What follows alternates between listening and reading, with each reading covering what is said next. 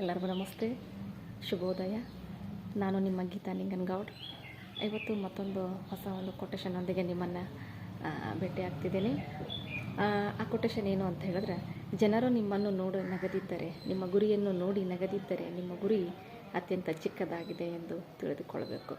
ಅಂದ್ರೆ ಇದರ ಅರ್ಥ ಏನಪ್ಪ ಅಂತ ಹೇಳಿದ್ರೆ, ಜೀವನದಲ್ಲಿ ನಾವು ಗುರಿಗಳನ್ನು ಇಟ್ಕೋಬೇಕು. ಎಂತಹ ಗುರಿಗಳನ್ನು ಇಟ್ಕೋಬೇಕು ಅಂತ ಹೇಳಿದ್ರೆ, ಜನರು ಇನ್ನೇನು ಈತನ ಕೈಲಿಂದ ಏನು ಮಾಡಲಿಕ್ಕಾಗೋದಿಲ್ಲ, ಇವಳ ಕೈಯಿಂದ ಏನು ಮಾಡಲಿಕ್ಕೆ ಸಾಧ್ಯನೇ ಇಲ್ಲ ಅಂತ ಗುರಿಯನ್ನು ಇಟ್ಕೊಂಡಾಳ. ಈಕಿದು ಮೂರ್ಖತನ, ಇದು ಒಂದು ಮೂರ್ಖತನ, ಇವನಿಗೇನು ಮಾಡಲಿಕ್ಕಾಗೋದಿಲ್ಲ ಅಂತಕ್ಕಂಥ ಭಾವನೆಯನ್ನು ಜನರು ಹೊಂದಿ ನಿಮ್ಮನ್ನು ನೋಡಿ ಅಪಹಾಸ್ಯಕ್ಕೆ ನಿಮ್ಮನ್ನು ಗುರಿ ಮಾಡಿ ನಗಬೇಕು ಅಂತ ಒಂದು ಗುರಿಗಳನ್ನು ನೀವು ಇಟ್ಕೋಬೇಕು ಅಂತ ಹೇಳ್ತಾರೆ.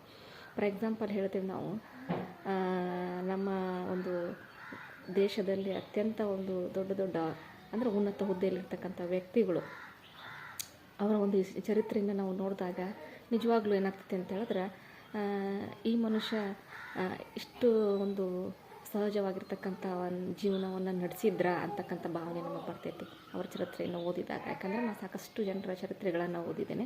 ಅದಕ್ಕಾಗಿ ಅಂತಹ ವ್ಯಕ್ತಿಗಳು ಜನರ ಒಂದು ಅಪಹಾಸ್ಯಕ್ಕೆ ಗುರಿಯಾಗಿ ಏನು ಮಾಡಿದ್ದಾರೆ ಅಂತಂದ್ರೆ, ಆಕಾಶದಲ್ಲಿ ನಕ್ಷತ್ರಗಳ ಒಂದು ಮಟ್ಟಕ್ಕೆ ಏನಾಗ್ತಿದ್ದಾರೆ ಇವತ್ತು ಮಿಂಚ್ತಾ ಇದ್ದಾರೆ. ಕಾರಣ ಏನಪ್ಪ ಅಂತ ಹೇಳಿದ್ರೆ, ಅವರ ಒಂದು ಗುರಿ ಜನರನ್ನು ನಗಿಸ್ಲಿಕ್ಕೆ ಪ್ರಾರಂಭ ಮಾಡ್ತಿತ್ತು. ಅಂತಹ ಒಂದು ಮಹಾನ್ ಗುರಿಗಳನ್ನು ಅವ್ರು ಹೊಂದಿದ್ರು. ಅಂದ್ರೆ ನಾನೇನು ಹೇಳಲಿಕ್ಕೆ ಹೊರಟೇನೆ ಅಂತ ಹೇಳಿದ್ರೆ, ನಿಮ್ಮ ಒಂದು ಗುರಿಗಳು ಯಾವಾಗಲೂ ಏನಾಗಿರಬೇಕು ಅಂದ್ರೆ ದೊಡ್ಡ ಮಟ್ಟದಲ್ಲಿರಬೇಕು. ಫಾರ್ ಎಕ್ಸಾಂಪಲ್, ನಾನು KS ಎಕ್ಸಾಮನ್ನು ತೊಗೋತೀನಿ. ನಾನು ಸಹಿತ ಆ ಒಂದು ಫ್ಯೂಚರಲ್ಲಿ ಒಬ್ಬ ಒಳ್ಳೆ ಆಫೀಸರ್ ಆಗಿ ಇಡೀ ಜಿಲ್ಲೆಯನ್ನು ನಾನು ಸಹಿತ ಮ್ಯಾನೇಜ್ ಮಾಡಬೇಕು, ಅಥವಾ ಅದಕ್ಕಿಂತ ಒಂದು ಉನ್ನತ ಹುದ್ದೆಯನ್ನು ನಾನು ಪಡೆದುಕೊಳ್ಳಬೇಕು, ನಾನು ಸಹಿತ ಸೇವೆಯನ್ನು ಮಾಡಬೇಕು, ಎಲ್ರಿಗಿಂತ ಅತ್ಯುನ್ನತ ಒಂದು ಮಟ್ಟದಲ್ಲಿರಬೇಕು ಅಂತಕ್ಕಂಥ ಗುರಿಯನ್ನು ನಾವು ಹೊಂದಿದಾಗ, ಆ ಗುರಿ ಕಡೆ ನಾವು ಹೋಗ್ಬೇಕಂತಂದ್ರೆ ಸಾಕಷ್ಟು ಪ್ರಯತ್ನವನ್ನು ಮಾಡಬೇಕಾಗ್ತೈತಿ. ಅದಕ್ಕಾಗಿ ಆ ಪ್ರಯತ್ನ ಮಾಡ್ತಕ್ಕಂಥ ಸಂದರ್ಭದಲ್ಲಿ ಜನರಿಗೆ ನಾವೇನಾಗ್ತೀವಿ, ಭೇಟಿಯಾಗಲಿಕ್ಕಾಗೋದಿಲ್ಲ, ಜನರ ಜೊತೆ ಮಾತಾಡಲಿಕ್ಕಾಗೋದಿಲ್ಲ, ಜನರೊಂದಿಗೆ ಬೆರೀಲಿಕ್ಕೆ ಆಗೋದಿಲ್ಲ. ಅಂಥ ಸಂದರ್ಭದಲ್ಲಿ ನಮ್ಮನ್ನು ಅಪಹಾಸ್ಯಕ್ಕೆ ಗುರಿ ಮಾಡ್ತಾರೆ. ಈಕೇನು ದೊಡ್ಡ ಸಾಧನೆ ಮಾಡ್ತಾಳೆ, ಇವಳೇನು ದೊಡ್ಡ ಸಾಧನೆ ಮಾಡ್ತಾಳೆ, ನೋಡೋಣ ಏನು ಮಾಡ್ತಾರೆ ಅಂತ ಹೇಳಿ ಇಂಥವೆಲ್ಲ ಮಾತುಗಳು ಕೇಳಲ್ಪಡ್ತಾವೆ, ಕೇಳಿಸ್ಕೋಬೇಕಾಗ್ತೈತಿ. ಅಸಹ್ಯನೂ ಮಾಡ್ತಾರೆ. ಆಮೇಲೆ ನಮ್ಮ ಒಂದು ಏನಪ್ಪ ಅಂದ್ರೆ ಅಸಹಾಯಕತೆಯನ್ನು ಬಳಸ್ಕೊಂಡು ಸಾಕಷ್ಟು ಜೀವನದಲ್ಲಿ ಆಟವನ್ನು ಆಡ್ತಾರೆ. ಇಂಥವೆಲ್ಲ ಸಮಸ್ಯೆಗಳನ್ನು ಎದುರಿಸ್ಬೇಕಾಗ್ತೈತೆ ನಾವು ಯಾವಾಗ ದೊಡ್ಡ ಗುರಿಯನ್ನು ಇಟ್ಕೊಂಡಾಗ.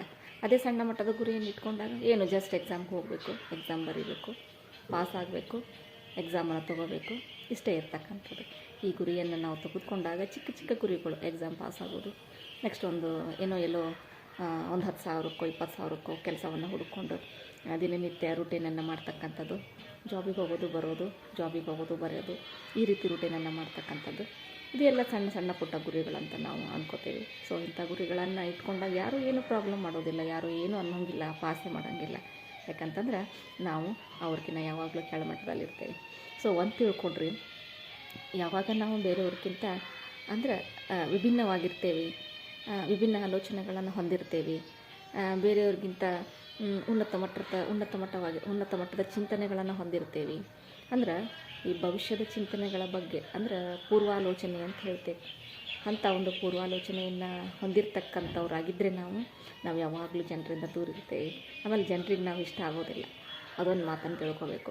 ಅದಕ್ಕಾಗಿ ನಾವು ನೋಡ್ರಿ, ಬುದ್ಧಿವಂತ ಮಕ್ಕಳು, ಬುದ್ಧಿವಂತ ವ್ಯಕ್ತಿಗಳು ಯಾವಾಗಲೂ ಲೋನ್ಲಿ ಆಗಿರ್ತಾರೆ, ಅಂದರೆ ಒಬ್ಬಂಟಿಗರಾಗಿರ್ತಾರೆ. ತಮ್ಮ ಯೋಚನೆಗಳು, ತಮ್ಮ ಗುರಿಗಳ ಬಗ್ಗೆ ಯಾವಾಗಲೂ ಚಿಂತನೆಯನ್ನು ಮಾಡ್ತಿರ್ತಾರೆ. ಅವ್ರು ಯಾವಾಗಲೂ ಜನರಿಗೆ ಹೆಂಗೆ ಕಾಣ್ತಾರಪ್ಪ ಅಂತ ಹೇಳಿದ್ರೆ, ಹುಚ್ಚರ್ಗತೆ ಕಾಣ್ತಾರೆ.